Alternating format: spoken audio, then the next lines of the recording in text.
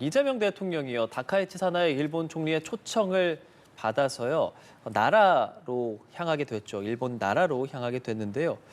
관련해서 저희가 두 분과 함께 이야기를 나눠보도록 하겠습니다. 예. 오늘 최진 대통령 리더십 연구원장 그리고 정영국 전 청와대 대변인과 자세한 이야기 나눠봅니다. 두 분 안녕하십니까? 안녕하십니까? 네, 안녕하십니까? 어서 오십시오. 네. 안녕하십니까? 저희 지금 뒤에 보입니다. 다카이치 사나이 총리와 이재명 대통령 이제 만남을 갖게 되는데 이번에 만나는 곳이 또 나라라고 하잖아요. 일본 나라. 여기서 만나는 것 뭐 고향이라고 하더라고요. 사나이 총리. 네, 고향에서 정상회담을 가도 아주 드문 경우인데요. 한국을 비롯한 동양에서 고향이라는 의미가 복잡하고 민감하고 껄끄러운 문제는 부드럽게 녹여버리는 어떤 용광로 같은 그런 거 아니겠습니까?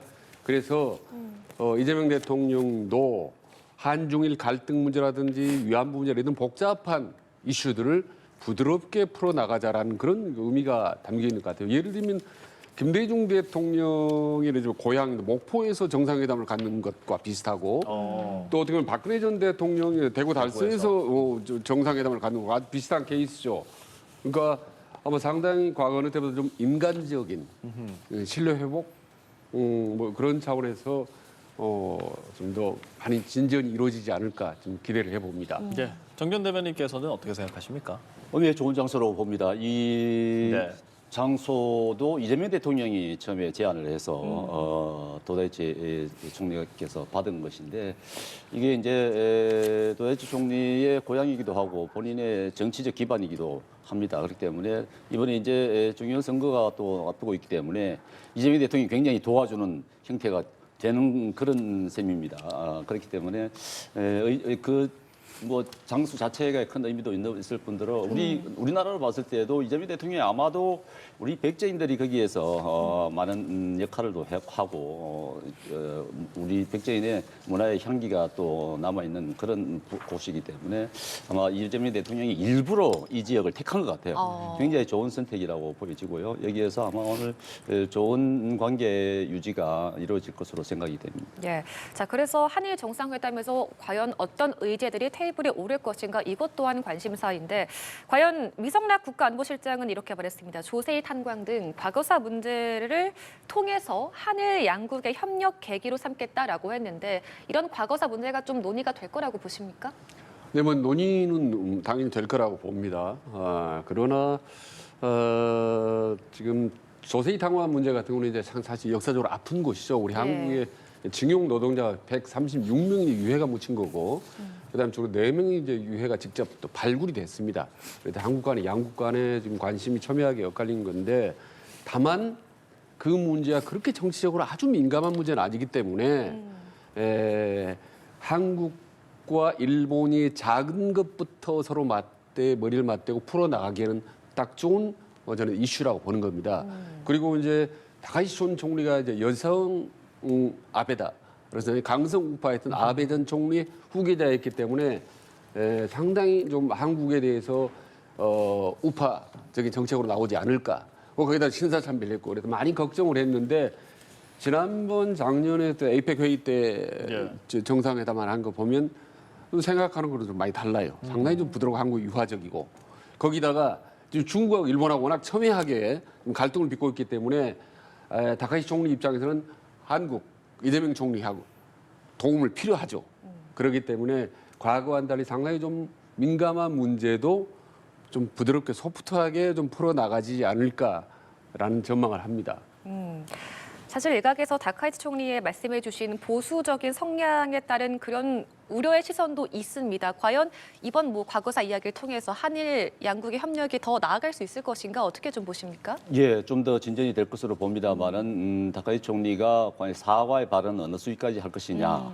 이 다만 양국이 이제 공동선언 비슷한 선언문을 결과문을 내놓을 것이라고 생각이 되는데 어느 정도 담길 것이냐가 관심사인 것 같습니다. 이 조세희 탄광이 의제로 올랐다는 것은 위성락 실장이 이 부분을 갖다 강조를 했단 말이죠. 이것은 이 의제가 어느 정도 한일강 사이에 어느 정도 의견 접점이 됐다는 얘기입니다. 그러니까 그 탄광 매몰자가 한 130여 명이 되는 것인데 공동으로 유해를 발굴하자 하는 그 정도의 의견 접근이 이루어졌다 그러면은 그런 부분들이 발표가 된다 그러면은 상당히 양국 관계에 있어서 상당히 진전이 될 수 있는 상징적 사건이 될 수도 있는 부분이고 하기 때문에 그런데 다카이 총리 같은 경우는 예전에 이제 무라야마 총리의 과거사 발언에 대해서 사과 발언에 대해서 비판적인 입장을 밝히기도 했고 야스쿠니 심사를 매년 가기도 하는 그런 분이기 때문에 사과의 발언이 나온다 하더라도 그렇게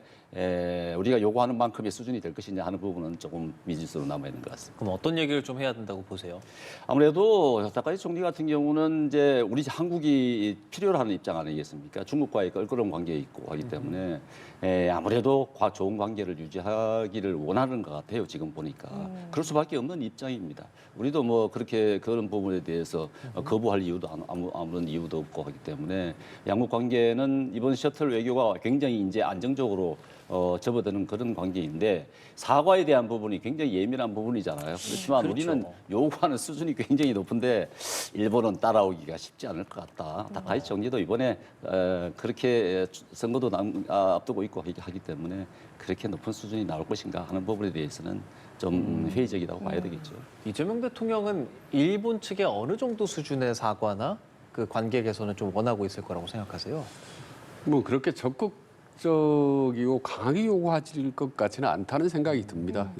지금 이미 한국과 일본 간의 관계가 상당히 좀 부드럽게 지금 그렇죠. 발전하고 있기 때문에 포괄적인 사과 정도는 요구하지 지금 그런 정치적으로 민감한 부분을 가지는 않을 것 같다라는 생각이 듭니다. 그 지난 정권 때 생각해 보면 네. 당시에 뭐 물컵에 물을 반 채웠다. 뭐 그런 얘기들을 당시 이제 외교 차원에서 많이 하지 않았습니까? 네. 그때 당시에 또 야당이었어도 민주당에서는 또 다양한 반응을 보였었고 네. 그래서 이번 새롭게 정권이 들어서고 나서 이번에 바로 또 중국과 만난 지 8일 만에 일본을 이렇게 만나게 되기 때문에 네. 어느 정도 요구를 하고 어느 정도 받고 일본과의 관계를 어떻게 형성해 나가고 싶을까 한번 좀 예상을 해보고 싶어서요.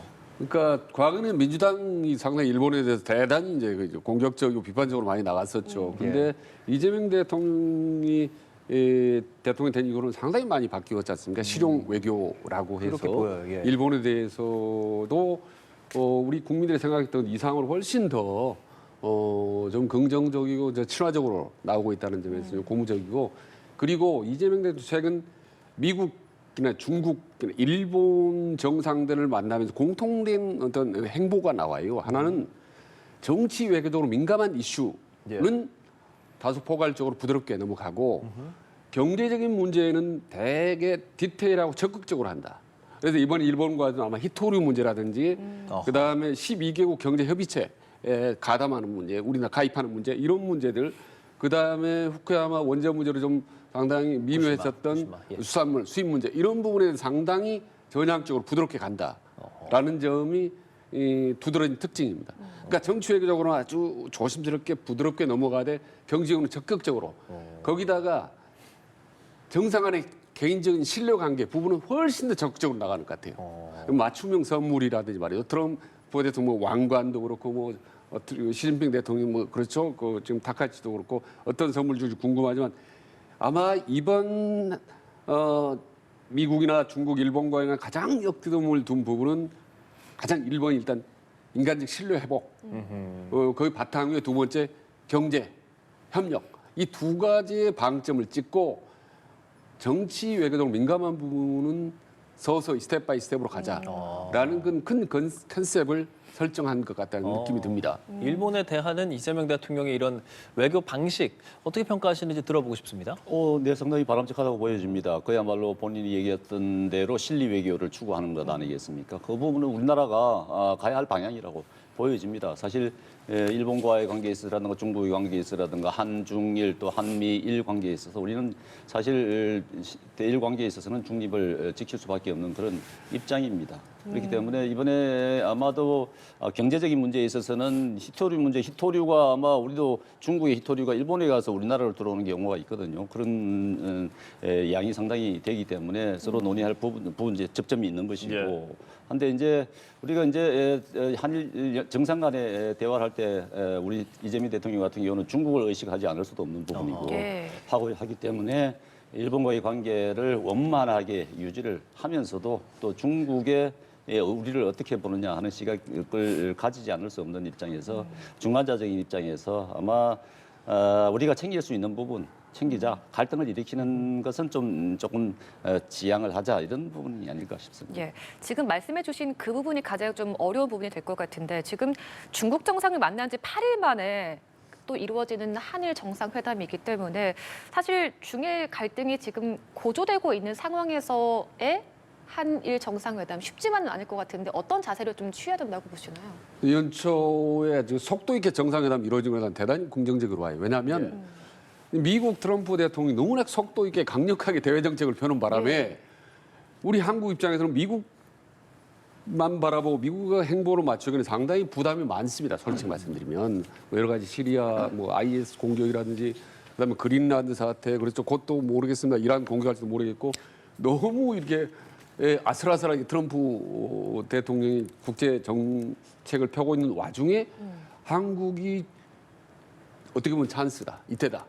우리는 중국과 일본과 새로운 관계 정립하고 더 돈독하게 가면 우리가 중국이나 미국이나 이런 일본이 미묘한 관계 속에서 오히려 중심적인 역할, 이른바 운전자론적인 역할을 할 수 있겠다라고 봅니다. 그런 점에서 새 벽두보다 발빠르게 이재명 대통령이 이렇게 정상들을 만나고 다니는 것.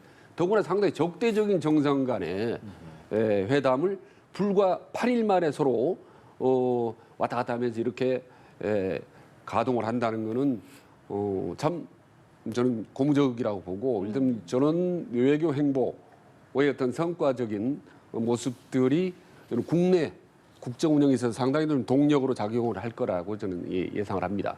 네. 자, 이제 이재명 대통령 곧 도착을 하고 또 한일 정상 간의 단독 회담도 있을 예정이고요. 확대 회담뿐 아니라 공동 언론 발표도 잇따라 가질 계획입니다. 과연 어떤 이야기들이 오고 갈지 기대도 함께 해보면서 지켜보도록 하겠고요. 저희는 주제를 좀 바꿔보려고 합니다. 앞서 두 분 모시기 직전에 저희가 속보를 전해드린 내용에 따르면 윤석열 전 대통령 내란 우두머리 혐의로 기소가 됐고 결심 공판 이제 오늘 다시 제기가 된 것 아니겠습니까? 현재는 휴정 중이라고 전해집니다. 근데 오늘도 좀 길어질 것 같기는 해요. 어떻게 생각하세요?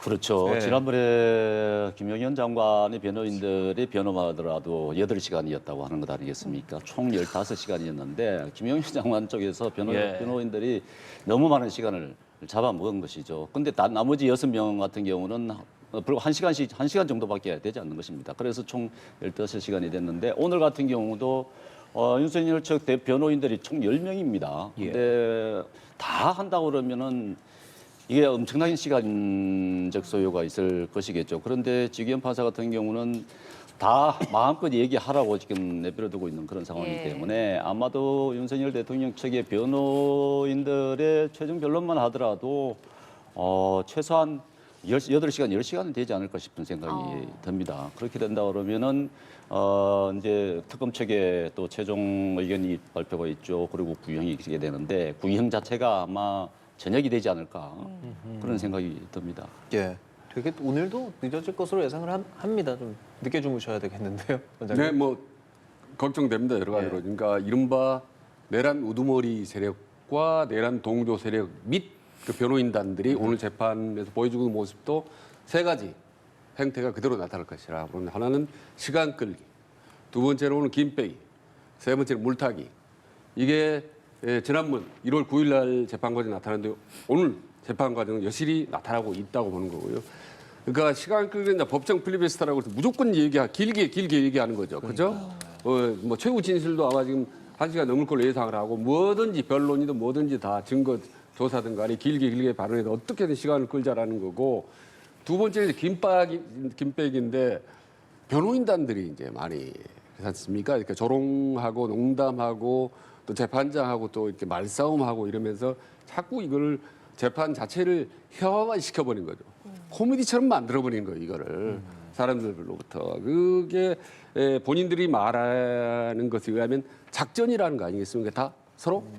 그래서 지난번 1월 9일 날은 김용현 측이 판을 깔았다면 오늘은 윤석열 전 대통령 측이 판을 뒤엎는 방향으로 몰고 갈 거라는 게 지금 재판 과정에서 하나씩 나타나고 있고, 마지막으로 이제 물타기는 침대 재판인데, 침대 축구, 침대 재판 뭐 여러 가지 그 침대 축구가 중동에서 나왔다고 말이에요. 그러니까 이제 중동의 선수들이 자기들이 이제 좀 점수 유리하면 침대 위에서 뒹굴뒹굴하고 놀듯이 예. 한없이 그냥 뭐 이렇게 뭉개고 시간을 끈다라는 의미인데 그번 재판을 보면은 그런 면이 나타나고 거기다가 주기현 판사가 그걸 교통정리를 하지 않고 마치 침대 축구를 같이 즐기는 듯한 그런 모습을 보여주는 바람에 1월 9일 재판은 정말 정말 최악이었고 예, 오늘 또 그 최악의 그 재판이 될 가능성이 높아서 걱정입니다. 다만 주기현 판사는 오늘 반드시 끝낼 것이다. 다른 옵션 없다라고 말은 한 상황입니다. 뭐 침대 축구라는 표현과 빗대서 표현을 해주셨는데 그 유리할 때는 쓸 수 있다고도 볼 수 있는데 과연 이렇게 시간을 끄는 것이 과연 윤석열 대통령 측에서 어떤 부분에서 좋기 때문에 이런 많은 작전들을 펴는 걸까? 우리 예상을 좀 해볼까요? 아니 저는 좋게 평가될 게 아무것도 없다고 봅니다. 예. 그렇게 시간을 끌어서 유리한 게 뭐가 있겠습니까? 저는 도저히 이해가 가지 않습니다. 근데 윤석열 변호인 측에서도 지금 그 김효연 변호인들과 같은 보조를 취하고 있는 것 같은데 이제 지기현 재판장 같은 경우는 그런 것 같습니다. 아마도 이게 역사적인 재판이다 보니까는 양쪽이 후회 없을 정도로 충분한 변론을 하게 하라고 하는 그래서 나중에 논란의 여지를 없애겠다 이렇게 생각하시는 것 같아요. 본래 이제 지기현 재판장 같은 경우는 본래 이제 판사들 사이에서도 나서기 좋아하고 진행 좋아하고 이런 성격이 성향이 있기 때문에 이제 재판 자체도 이제 그런 스타일로 진행을 하시는 것 같은데 어쨌든 제 의도는 아무런 나중에 끝나더라도 논란을 없게끔 그렇게 만들려고 하는 것 같아요. 그렇지만은 그런데 우리가 이제 익숙하지 않지 않습니까? 이런 재판이 굉장히 근엄하고 이런 재판장을 우리가 생각하는데 좀 익숙하지 않기 때문에 이래도 되는 것인가 하는 것이긴 합니다만은 어쨌든 뭐 이건 재판을 진행하는 재판장의 고유 권한이기 때문에 아마 구형 끝나고 대통령의 최후 진술까지 간다 그러면 아주 늦은 밤이 되지 않을까 싶습니다. 예, 지금 11시 52분부터 휴정이 돼서 이 재판이 1시 40분에 재개됩니다. 약 2시간 가량의 일단 지금 잠시 쉬는 시간을 가지고 있는 것인데 그런데 오전 내내 있었던 것은 윤 전 대통령의 서증 조사가 진행됐고 아직도 끝나지 않았습니다. 근데 윤 전 대통령 측이 총 13가지 주제로 진술을 준비한 것이 대통령의 계엄 선포권에 대한 사법 심사가 불가능하다는 것, 이건 계속해서 주장하고 있던 부분이었고, 뭐 공수처에서 시작된 수사가 정당하지 않다는 점, 특검법의 위헌성에 더해서 비상계엄의 절차적인 정당성, 국헌 문란 목적 부존재 등 여러 가지가 담긴 걸로 보이는데. 그러니까 무죄를 계속해서 무고를 계속해서 이제 어필을 하고 있다 이렇게 볼 수 있는 거죠. 그렇긴 한데요. 보면은 무죄를 주장하고 항변하는 것보다는 오히려 강성 지지층을 자극하고 선동하는 정치적 메시지를 내는 데 더 역점을 두는 것 같다는 생각이 들어요. 왜냐하면 본인이 무죄 주장하는 걸 뻔합니다. 그러니까 거대 야당의 폭거 때문에 2시간짜리 가짜 계엄을 스쳐했다. 계몽용 뭐 이런 거 아니겠습니까? 예. 그리고 검경 동원한 거, 군인들 동원한 거 이런 거는 뭐 질서유지 차원이다. 라는 이 뻔한 논리 세 가지를 반복적으로 하고 있기 때문에 뭐 별로 그렇게 적극적으로 본인의 뭐 무죄를 주장하는 것 같지 않고 오히려 정치적인 메시지를 내는데 상당히 역점을 두죠. 그동안에 최후 진술이나 법정에서는 또 혹은 변호인단 얘기하면 뭐 대한민국 뭐 끓는 솥에 있는 개구리 같다라든지 혹은 뭐 겉은 멀쩡한데 뭐 이 전시나 준전시 상황이다 이게 사변적 상황이다 대한민국이 뭐 이런 내용들을 뭐 지속하고 있기 때문에 오늘 최후 진술이나 법정 진술에 관해서도 본인 무죄 주장보다는 이미 정치적 메시지를 강하게 날린 데 역점을 둘 것 같아요. 예. 그러니까 무죄보다는 어떤 정치적인 메시지를 더 낼 것으로 보인다라는 말씀해 주셨는데 어떤 이야기를 좀 할 것으로 보시나요? 아무래도 이제 윤석열 대통령이 그동안 계속 주장해온 대로 대통령의 고유 권한이다.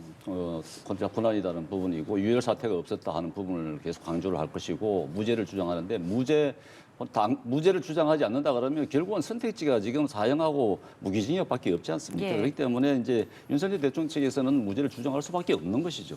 뭐 그렇다고 해서 사형을 주장하겠습니까? 무기징역을 주장하겠습니까? 그런데 윤석열 대통령 측의 주장들이 재판부에서 받아들여질 것이냐 하는 부분은 저는 회의적으로 보는데요. 근데 사실 뭐 그 당시에 계엄 같은 경우는 뭐 비상사태도 아니었고 또 뭐 공공의 안전질서를 회칠 정도의 군을 동원할 정도의 그런 부분은 상황도 아니기 때문에 계엄이라는 부분에는 당연히 불법적이고 위헌적이었다는 걸 누구나 다 인정하는 부분이고 단지 이제 논쟁의 중심이 이제 이 폭동이었느냐 아니냐 내란이냐 아니냐는 그런 부분인 것인데 저는 제가 생각하기에는 이 부분도 그렇게 받아들일지는 않을 것 같다는 생각이 듭니다. 예, 이제 우리가 다 국민들이 다 그걸 실시간으로 다 지켜본 것 아니겠습니까? 군이 동원됐다는 거, 군이 국회 창문을 깨고 들어갔다는 부분들 다 실시간으로 그림으로 봤고 또 거기에 동원됐던 군인들의 정언들이 많았는데 그게 뭐 서로 정언들이 안 맞다 그러면 모르는데 각 정언들이 다 일치했단 말이죠. 그렇기 때문에 전체적인 상황을 다시 재구성한다 하더라도 일본이 요연하게 구성이 되는 그런 상황이기 때문에 저는 윤석열 대통령 측의 주장이 그렇게 받아들이지는 않을 것 같다 생각이 듭니다. 그러니까 간단하게 말하면 그 당시 비상계엄을 선포하는 게 있어서 그래서 내란죄가 성립하느냐가 쟁점이 될 거란 말이죠. 그리고 그게 핵심은 국헌문란의 목적이었는지 그리고 그걸 실행하기 위한 폭통이 있었는지에 대한 부분일 텐데 이 부분에 대해서 이제 두 분은 어느 정도 지금 비슷한 시각을 보여주시는데 일각에서는 뭐 많은 건 아니지만 이게 뭐 유혈 사태가 있지 않지 않았냐, 누가 다치지 않지 않았냐, 뭐 그런 류의 이야기들을 펼칩니다. 뭐라고 답하고 싶으세요? 아니 일각이 아니라 윤석열을 비롯한 이제 내란 주도 세력 중에서는 그 얘기를 그렇죠. 하죠. 오늘 이런 그런 이야기들 하겠죠. 뭐 2시간 반짜리 뭐 계엄이고 뭐 죽거나 진짜 하나도 없었지 않느냐라는 얘기인데 아니 그 이후로 지금 2년째 국민들이 받던 고통을 어떻게 그걸 감당할 겁니까? 거기다가 사람 안 죽었다고 그러는데요. 피 흘리고 죽는 것만 죽는 거 아닙니다. 군인들, 경찰들, 고위직 별들 있죠. 정치적으로 얼마나 많은 사람들이 죽었습니까? 그렇잖아요? 윤석열 대통령 명령 때문에 정치적으로 말이죠. 영원히 끝나버리고 매장당하고 이런 사람들이 수도 없이 많은데 그걸 전혀 생각지 않는다. 너무 이 국민들이 정서를 몰라 너무 모른다는 생각이 들고 그리고 이제 자꾸 재판 과정에서 부하들에게 이렇게 떠넘기는 모습들 이런 부분들이 참 한심하다라는 생각이 들고 그 다음에 지금 사형이냐 뭐 무기냐 이걸 놓고 이제 마지막 뭐 고민들 하는 것 같은데 저렇게 어떤 최소한의 반성도 없는 상태에서 뭐 오히려 사형을 좀 자초하지 않나 싶은 생각이 들 정도로 들어요. 변호인들이 본인들이 그게 도발적이고 자극적이고 공격적 발언들을 계속 하지 않습니까? 이건 오히려 사형을 유도해서 강성 지지층을 자극해서 오히려 더 결속시키고 이걸 또 역으로 공격하기 위한 다분히 모든 게 처음부터까지 정치적 의도가 있지 않냐라는 생각이 들 정도로 재판 과정에서 이해할 수 없는 발언과 행태를 보이고 있다고 봅니다. 그러게요. 구형량 바로 좀 이야기를 해볼까요? 어떻게 생각하십니까? 구형량 제가 보기엔 지금 재판부 내란 특검에서 구형하는 스타일을 보면 말이죠. 지금 이제 한덕수 총리라든가 이상민 총리 같은 경우, 이상민 장관 같은 경우도 징역 15년을 구형했잖아요. 예. 그래서 각 인권단체 같은 데서 너무 구형량이 작은 것 아니냐 하는 그런 비판도 나왔잖아요. 근데 특검에서 얘기하기를 이제 실질 구형이다 이렇게 표현을 했습니다. 실질 구형. 말하자면은 상징성보다도 실질적으로 선고되는 양. 그래서 15년도 과거의 내란 재판 때 중요 임무 종사자들의 선고량이 15년 정도 됐다. 그래서 실질 구형 의미로 15년을 선고했다. 이렇게 얘기를 해요. 그렇게 기준을 삼았다 하거든요. 그렇기 때문에 만약에 이 윤석열 대통령에 대한 구형이 실질 구형으로 이루어진다 그러면은 이 사형이 아니라 무기징역이 되는 것이겠죠. 사형이라는 것은 이미 존재하지 않는 우리나라에서는 사문화된 그런 형이고 또 더군다나 그 지난번에 12.12 사태와 관련된 내란 재판에서는 그 전두환 노태우 두 분 다 대통령이 아니었잖아요. 이번엔 대통령이었고 그때 유혈 사태가 있었고 인명 피해가 있었지만은 이번에 유혈 사태가 없었고 했기 때문에 이거는 사형보다는 그런 무기징역을 할 수밖에 없는 당연한 무기징역으로 갈 수밖에 없는 아마 내란 특검의 구형 선정 기준을 보면은 그렇게 유추해 볼 수 있는 거죠. 아마 특검 내부에서도 이게 사형까지 가느냐 구형 무기로 하다가 최근 들어서 약간 좀 사형 쪽으로 더 많이 기울었다고 봅니다. 그런데 그러면서 좀 고려를 하는 게 박근혜 전 대통령 같은 경우는 사실 30년 구형을 받았습니다. 근데 지금 윤석열 전 대통령에 비교하면은 이 형량 국정농단은요 거긴 비교가 안 될 정도로 사실 작아요. 최종적으로 이제 확정 판결을 24년 받았습니다. 그리고 특검이 지금 벤치마킹 하고 있는 해외 사례 중에 하나가 지금 브라질의 보이소나로 대통령, 칠레의 피노테트 전 대통령 두 사례를 지금 비교한다는데 브라질의 보이소나루 전 대통령 사례가 상당히 비슷해요. 본인 극우파 강성 이제 극우파 대통령이고 본인이 상당히 술을 좀 좋아하고 모든 스타일이 상당히 비슷한데 본인이 2020년에 대통령 선거 때 떨어졌습니다. 룰라에게 현직 대통령 상태. 그래서 이거 대선 불복하고 바로 이제 폭동을 모의하면서 군사 쿠데타를 시도를 했죠. 근데 군인들이 거절하는 바람에 쿠데타가 무산이 됐습니다. 그 죄로 재판을 받아서 작년에 그러니까 2025년 11월 달에 최종적으로 확정을 27년 3개월을 받았습니다. 네. 27년 3개월. 그래서 지금 바로 며칠 전부터 감옥에서 지금 투옥 중인데 이런 사례를 이제 검토하고 있는데 사실 구형은 사실 중요하지 않습니다. 그래서 저는 이제 개인적으로 보면 예. 상징적으로 사형을 하지 않을까. 이 군사를 움직이는 권력자의 어떤 군을 움직이는 이런 무력 행위에 대한 경종을 울리는 차원에서 사형은 구형하되 다행히 또 뭐 이 선고라든지 이후 2심 가면 뭐 감경되지 않겠습니까? 그래서 더 이상 이런 그럴 수 권력자들의 어떤 극도의 최악의 권한 남용을 막는 차원에서는 저는 대국민들에게 메시지를 울리는 차원에서 저는 그리고 특검에서 얘기를 했지 않습니까? 국민 정서를 가장 중요하게 고려할 수밖에 없다라고 말했기 때문에 일단은 사형 가능성이 좀 높아 보인다라고 좀 전망을 해봅니다. 네, 일종의 이제 상징적인 의미나 메시지적인 측면에서 그럴 가능성이 있다라는 말씀이시고 좀 실질적으로 봤을 때는 그렇다라는 이제 두 분 다 논리를 좀 말씀해 주셨는데 그러면 이렇게 생각하면 어떻습니까? 김용현 전 장관에 대해서 어쨌든 내란 우두머리랑 중요임무 종사 간에 또 차이도 있어야 할 텐데 그렇죠. 그렇다면 이제 사형이 만약에 아니라면 그럼 김용현 전 장관은 좀 어떻게 되는 겁니까? 그렇죠. 예. 김용현 장관을 고려를 했던 고려 사항으로 그러니까요. 놓고 본다 그러면은 김용현 주요 임무 종사자지 않습니까? 그렇다 그러면은 15년 구형이란 말이죠. 뭐 한덕수나 이상민 장관과 같이. 예, 그런데 15년 구형은 조금 낮다고 생각이 되잖아요. 왜냐하면 김용현 장관 같은 경우는 모든 계엄과 관련된 총지휘권을 갖고 있었고 다 명령을 내린 사람이기 때문에 그렇다 그러면은 이 김용현 장관에 대해서 무기징역을 선고해야 되냐, 무기징역을 내려야 되겠다, 구형해야 되겠다 그러면은 윤석열 전 대통령에 대해서는 사형 구형을 갈 수밖에 없는 것이겠죠. 그렇지만 윤석열 대통령에 대해서 무기징역으로 간다 그러면은 김용현 장관에 대해서는 징역 뭐 40년이나 뭐 50년 이렇게 구형을 할 수밖에 없는 그런 상황이 될 것인데 그게 어떻게 될지는 알 수 없습니다만은 어쨌든 제가 보기에는 여러 가지 고려를 사안을 고려해봤을 때 무기징역 구형이 아닐까 싶습니다. 실질 구형의 스타일로 간다 그러면 그렇다 생각이 됩니다. 네, 이런 특검의 구역은 아마 오늘 오후쯤에 나올 걸로 예상이 되니까 이런 것들은 들어오는 대로 저희가 신속하게 또 보도를 해드리도록 하겠고요. 한편 어제 민주당 윤리심판원 9시간 정도의 회의 끝에 김병기 의원에 대해서 제명을 결정했습니다. 먼저 이런 제명 결정 좀 예상하셨는지, 그리고 이에 대해서 김 의원 측은 또 바로 재심 신청을 한 상황이거든요. 이런 반발 또한 좀 예상을 하셨는지 어떻게 보셨습니까? 그러니까 본인이 반발을 예고를 했지 않습니까? 뭐 재심하고 끝까지 가겠다. 절대로 자진 탈당 안 하고 징계를 당했으면 당했지. 끝까지 버티겠다라는 메시지를 던졌는데 저는 김병기 의원이 본인이 정치적 희생양이라고 생각하는 것 같아요. 본인이. 그래서 이를테면 본인 받고 있는 13개 혐의 중에 한 10개 정도는 이미 이 징계 사유 시효가 지났다. 그래서 징계 대상 자체가 되지 않는다.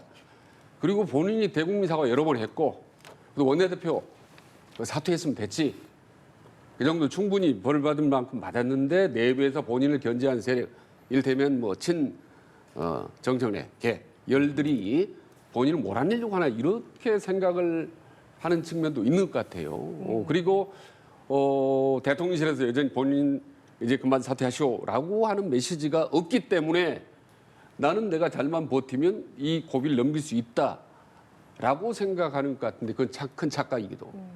사실 이미 이 윤리심판원도 얘기했지만 본인이 13건 다 징계 시효가 지났다 하더라도 3건만으로도 충분히 공직자의 품위 유지 손상이라든지 여러 가지로 징계하고도 남는다라는 거고, 그다음에 문제는 너무 많은 건들이 의혹이 일시에 몰려오고 있대요. 그리고 상당히 팩트가 구체적으로 드러나고 있는 상태에서 이 민심을 막을 수는 없다. 그래서 박지원 의원이 얘기했지 않습니까? 김대중 대통령이 얘기했다고. 국민들이 의심을 하면, 의혹을 많이 가지면 그런 딴소리 말고 수사받고 살아서 돌아오라는 거죠. 지금 민심은 너무 거세게 밀어닥치는 것 같아서 김병기 의원 개인이 뭐 항변하거나 버티거나 이런 차원을 넘어버렸다고 봅니다. 지금 그러니까 우선 김병기 의원에 대한 제명이 결정이 된 것인데 바로 재심 신청하면서 아직 최종 그 절차는 진행되지 않은 상황, 미뤄질 것 같은 상황인데 이 과정도 지금 좀 어떻게 보고 계세요? 뭐 재심 신청한다 그러면은 윤리 심판은 다시 열어야 되겠죠. 예. 그것은 뭐 규정상 그렇게 돼 있으니까. 그런데 이제 제가 보기에는 민주당으로 봤을 때는 빨리 처리하는 것이 좋겠다 싶은 거예요. 그렇기 때문에 뭐 정천대 대표가 비상징계를 할 수도 있는 부분이라고 생각이 됩니다. 그렇다 그러면은 최고위 열어서 비상징계하고 의원총회 열어서 제명 처리하는 그런 수순도 가능할 것이라고 생각이 됩니다. 근데 이제 제가 생각하기에는 국민들 일반적인 생각으로 보면은 김병기 의원 같은 경우는 지금 그 수준이 아니고 탈당이나 제명 그거는 뭐 민주당의 문제인 것이고 지금 저 국회의원으로서 저 정도의 권력을 지역에서 행사할 정도냐 하는 것 아니겠습니까? 상당히 놀랄 정도의 사건들이 많이 다 불거졌습니다만 뭐 의혹이긴 합니다만 아직까지는.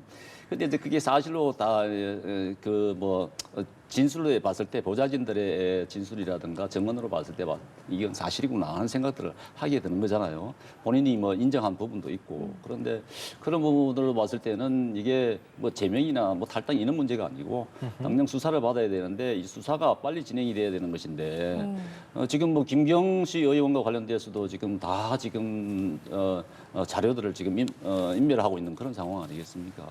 빨리 김병기 저 원내대표 같은 경우는 수사에 적극적으로 수사에 착수해야 되는 것이고 예. 국민의힘에서는 지금 특검을 요구하고 있거든요. 경찰이 김병기 의원에 대해서 제대로 수사를 하겠느냐? 이미 2020년도 그 돈이 오간 부분에 대해서 동작경찰서 내사하면서도 내사 자료를 본인인 내사 당사자인 김병기 의원에게 다시 돌아간 그런 사안이고 보면은 경찰이 제대로 수사하겠느냐? 그렇다 그러면은 특검을 하는 것이 맞지 않냐 하는 것이 뭐 그 정당한 주장인 것 같습니다. 예. 자, 그렇게 만약에 재심 신청이 있으면 뭐 최고위나 의원총회에서 징계 안 올라갈 거잖아요. 그러면 네. 정청래 대표가 혹시라도 뭐 직권으로 바로 징계안을 뭐 한다든지 뭐 그럴 가능성? 비상 징계권 가동? 이건 어떻게 좀 생각하세요? 일단 예. 김병기 의원이 이제 재심을 신청하면요, 최소한 2주 정도는 그러니까요. 모든 상황이 네. 연기가 됩니다. 그런데 2주 동안 이 폭풍우를 민주당이 감당할 수 있겠습니까? 계속 나올 텐데 절대 못하는 거고, 정청래 대표가 그 전에 조만간에 저는 비상징계권을 발동할 거라고 봅니다. 그리고 이미 예고를 했습니다, 사실. 박수현 대변인이 나와서 이 상황이 계속할 경우는 비상징계권을 발동할 거다. 이거는 충분히 정청래 대표하고 사전에 의견 교감이 있었다라는 식으로까지도 얘기를 했거든요. 예. 그래서 아마 모르겠어요. 오늘 하루 정도는 이렇게 숨 고르게 할지 모르겠지만 조만간 아마 정청래 대표가 비상징계권을 활동해서 강력한 제명 조치가 이루어질 것 같다라는 생각이 듭니다. 알겠습니다. 참 그 전에 참 아무튼 김병기 의원이 빨리 스스로 자진 사퇴를 오늘이라도 하는 것이 본인이나 우리 당이나 모든 걸 날 텐데 참 안타깝고 답답하다는 생각이 듭니다. 본인을 위해서도 제일 날 텐데 이미 모든 당 대표나 민주당 의원들이 전부 이게 사퇴를 예. 요구한 마당에 저걸 혼자 비바람을 맞아가면서 버틴다는 게 참 이해를 못하고 참 답답하고 안쓰럽기도 한 생각이 듭니다. 예. 알겠습니다. 자, 두 분 이야기 여기서 좀 마무리해 보죠. 오늘 긴 시간 함께했습니다. 최진 대통령 리더십 연구원 원장 그리고 정용국 전 청와대 대변인과 함께했습니다. 고맙습니다. 네, 조심히 가십시오. 고맙습니다.